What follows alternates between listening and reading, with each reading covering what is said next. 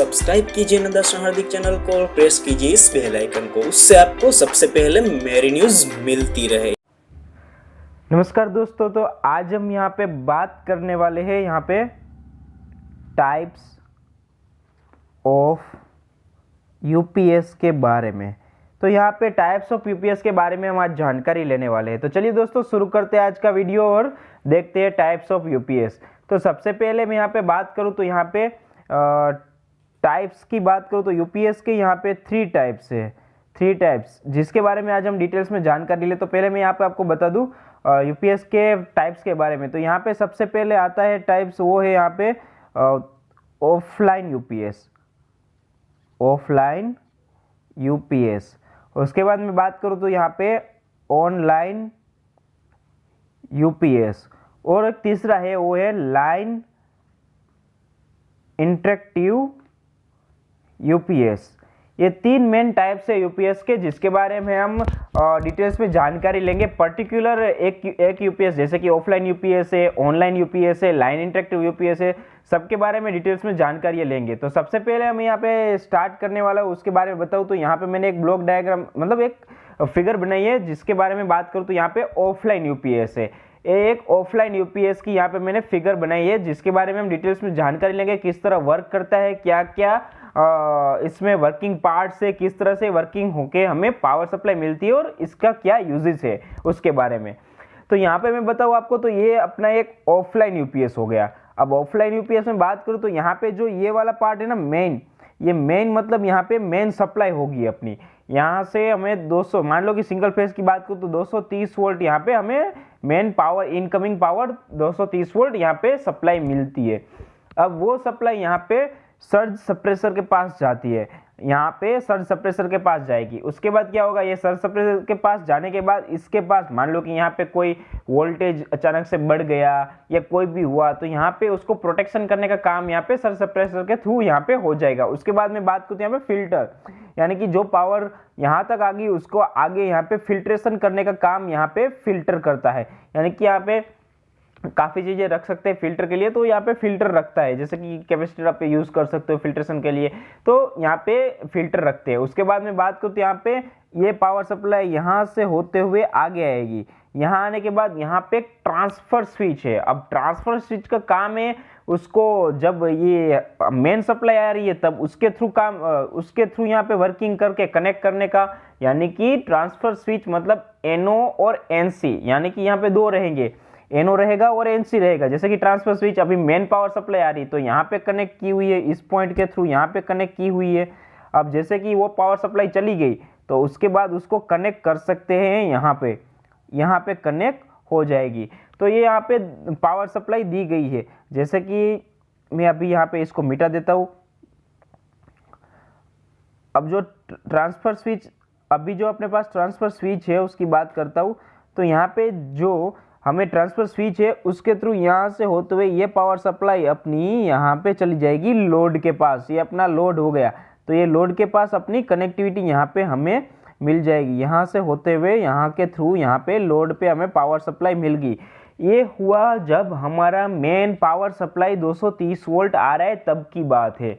अब मान लो कि अचानक से अपनी मेन पावर सप्लाई सिस्टम है, वो मेन पावर सप्लाई सिस्टम यहाँ पे कट होगी, ये अपनी मेन पावर सप्लाई सिस्टम यहाँ से कट होगी, यानी कि ये पावर सप्लाई सिस्टम आना बंद होगी।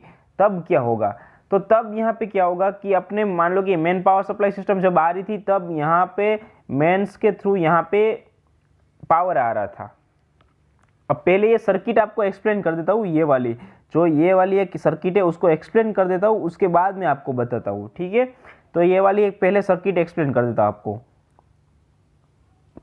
तो दोस्तों यहाँ पे मेंस के थ्रू मेन पावर सप्लाई, उसके थ्रू यहाँ पे अपना रेक्टिफायर है, उसके पास यहाँ पे पावर सप्लाई आती है। जैसे कि मेन पावर सप्लाई अपनी एसी है तो ये एसी, उसके बाद रेक्टिफायर क्या करता है, एसी में से डीसी को कन्वर्ट करता है, तो एसी में से ये डीसी कन्वर्ट हो गया। अब ये डीसी पावर सप्लाई आगे जाएगा बैटरी के पास, और यहाँ पे ये बैटरी है अपनी, वो बैटरी यहाँ पे चार्ज होगी। अब बैटरी चार्ज होगी, यानी कि ये रेक्टिफायर भी रखा है, ये one type of battery charger भी। काफ़ी आप जैसे कि फिगर देखोगे ऑफलाइन यूपीएस की फिगर आप ऑनलाइन देखोगे या कहीं पे भी देखोगे तो काफ़ी जगह पे है ना बैटरी के आगे यहाँ पे बैटरी चार्जर ऐसा लिखा होगा, बैटरी चार्जर। वो बैटरी चार्जर और कुछ नहीं, यहाँ पे रेक्टिफायर ही है जो एसी पावर सप्लाई में से डीसी पावर सप्लाई में कन्वर्ट करता है और वो डीसी पावर सप्लाई यहाँ पे बैटरी को मिलता है, तो उसको हम यहाँ पे बैटरी चार्जर भी बोल सकते हैं इस रेक्टिफायर को। तो अब ये जो बैटरी के पास पावर सप्लाई जब मेन में आ रही थी, मेन पावर सप्लाई यहाँ पे मेन के थ्रू यहाँ पे एसी डीसी होगी, एसी डीसी में से यहाँ पे रेक्टिफायर के थ्रू यहाँ पे बैटरी चार्ज हो जाएगी। बैटरी चार्ज होने के बाद आगे पावर सप्लाई बैटरी की जाएगी यहाँ पे डीसी। डीसी अब बैटरी आउटपुट देगा वो कैसे देगा, डीसी देगा, तो डीसी में से एसी को कन्वर्ट करने के लिए यहाँ पे अपने पास है इन्वर्टर, तो यहाँ पे डीसी में से एसी पावर कन्वर्ट हो जाएगा और यहाँ पे आगे जाएगा वापस यहाँ तक।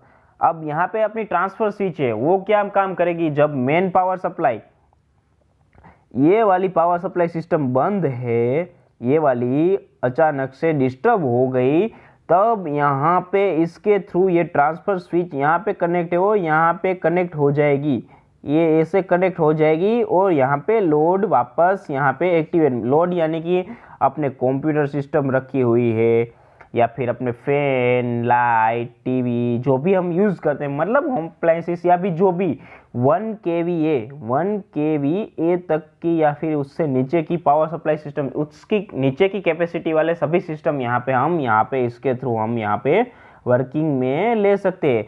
अब 1 kVA मैंने इसलिए बोला ताकि यहाँ पे उसकी कैपेसिटी इसकी भी बढ़ जाएगी आगे, अगर आपको 1 kVA तक की चाहिए तो नॉर्मली हम क्या करते हैं, जो ऑफलाइन यूपीएस है उसको हम 1 kVA तक यूज़ में लेते हैं, उसके आगे हम 1 kVA के आगे ऑफलाइन यूपीएस को ज़्यादातर हम यूज़ में नहीं लेते, तो इसलिए मैंने यहाँ पे बोला लोड कैपेसिटी यहाँ पे ज़्यादातर की बात है, तो यहाँ पे हम एसी डीसी में से यहाँ पे यूज़ में ले सकते हैं। अब ये पूरा इतना सारा हो गया तो मैं इसको एक बार क्लियर करके वापस आपको एक्सप्लेन कर देता हूँ। यहाँ पे मेन क्या होगा हाईलाइट बता देता हूँ। यहाँ पे मेन पावर सप्लाई आ रही है, तब यहाँ पे मेन के थ्रू यहाँ पे जो अपनी मेन पावर सप्लाई यहाँ से यहाँ पे सर्ज सप्रेसर के पास जाएगी।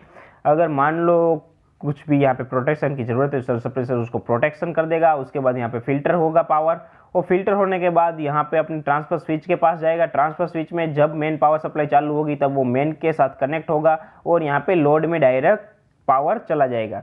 अब एट अ टाइम जब ये चालू होगा तब साथ साथ में यहाँ पे बैटरी भी चार्ज होती है साथ में, जैसे कि मेन में से पावर आ रहा है एसी डीसी, रेक्टिफायर के पास बैटरी चार्जर बोल सकते हैं, उसके पास आ रहा है बैटरी चार्जर के थ्रू या फिर रेक्टिफायर के थ्रू यहाँ पे बैटरी अपनी कंटिन्यूस चार्ज होती रहती है। अब मेन पावर सप्लाई सिस्टम यहाँ से ये वाला पावर सप्लाई सिस्टम आगे कट हो गया, या फिर इन केस और बात एक बताना चाहता हूँ कि ये मान लो कि अपनी सर्किट है या फिर मेन पावर सप्लाई सिस्टम है उसमें, यानी कि यहाँ पे इसमें कुछ भी खराबी आ गई, मान लो कि ये चला नहीं, फिल्ट्रेशन का जो पार्ट है वो नहीं चला, सर्ज सप्रेसर से आगे कोई फॉल्ट आ गया और यहाँ से ये सर्किट ब्रेक होगी, ये सर्किट ब्रेक होगी तो उस टाइम पे यहाँ पे मेन के थ्रू यहाँ पे रेक्टिफायर के पास पावर आएगा, रेक्टिफायर के थ्रू बैटरी के पास आएगा, बैटरी के थ्रू इन्वर्टर के पास जाएगा, इन्वर्टर के यहाँ पे लोड में चला जाएगा, या फिर मेन पावर कंटिन्यूस बंद हो गया, कंपलसरी बंद ही हो गया, 1-2 घंटे तक पावर नहीं आ रहा है,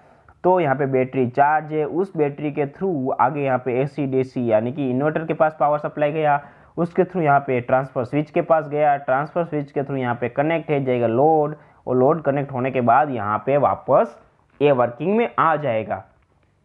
सिंपल सा डायग्राम है, सिंपल से अंडरस्टैंडिंग है। यहाँ पे अगर इस वीडियो के अंदर आपको कुछ भी समझ में नहीं आ रहा है, ये रेक्टिफायर को हमने बैटरी चार्जर क्यों कहा, सर्ज सप्रेसर क्या होता है, फिल्टर में हम क्या क्या चीज़ें यूज़ कर सकते हैं मेन पावर सप्लाई को, ट्रांसफर स्विच में एनओ एनसी किस तरह से वर्क करते हैं, एनओ मतलब नॉर्मली ओपन, एनसी मतलब नॉर्मली क्लोज, किस तरह कहाँ पे कौन सा यूज़ में लेते हैं, इस सब के बारे में अगर आपको कोई भी डाउट है तो आप कमेंट सेक्शन में जाके कमेंट कर दीजिए, मैं आपको उसका जल्द से जल्द रिजोल्यूशन दूंगा। अगर आपको मेरा वीडियो अच्छा लगा तो आप इसको लाइक कीजिए, शेयर कीजिए और मेरे चैनल अंदर हार्दिक को सब्सक्राइब करना मत भूलिएगा। इसके बाद ये अपना हो गया ऑफलाइन यूपीएस के बारे में। अब इसके बाद मैं लाऊंगा नेक्स्ट वीडियो ऑनलाइन यूपीएस के बारे में, तो नेक्स्ट वीडियो हमारा रहेगा ऑनलाइन यूपीएस के बारे में। थैंक्स दोस्तों।